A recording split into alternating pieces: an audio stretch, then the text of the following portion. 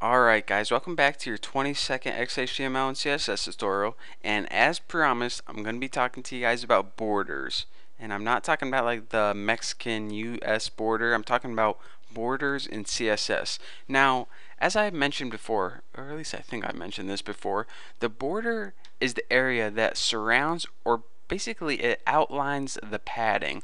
So what I did before this tutorial is I just set the overall padding to 15 pixels, so we have the content and we have 15 pixels of padding around it.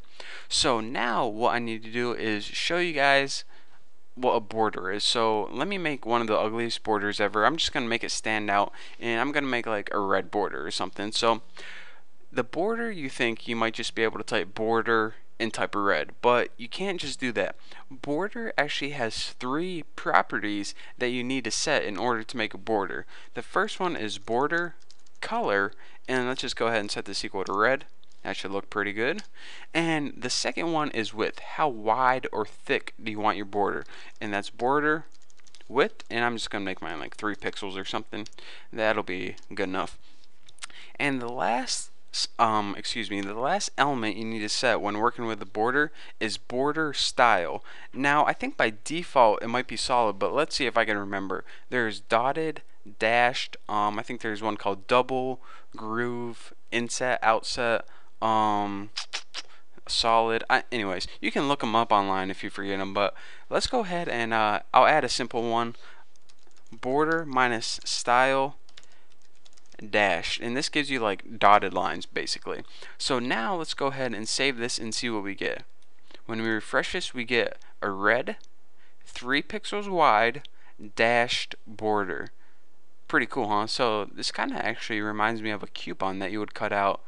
So if you're making a website with coupons to love Bucky, then you know, there you go. I just basically made it for you. So that is basically how you do that. And another cool thing I want to mention before I let you guys go is each side can have its own border. So whenever you think of something with a border, you typically think the border is consistent all the way around.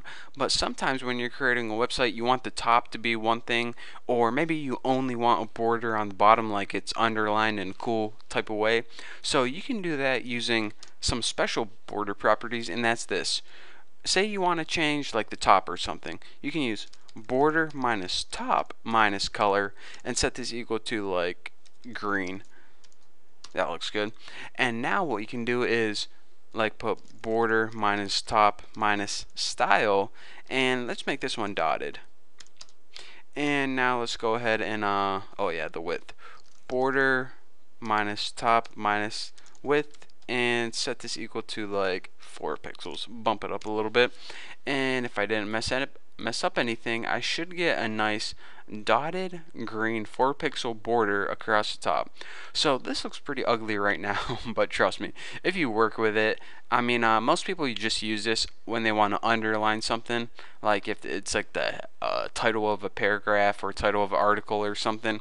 But I just wanted to show you guys a quick example, so I made the ugliest website I could possibly make.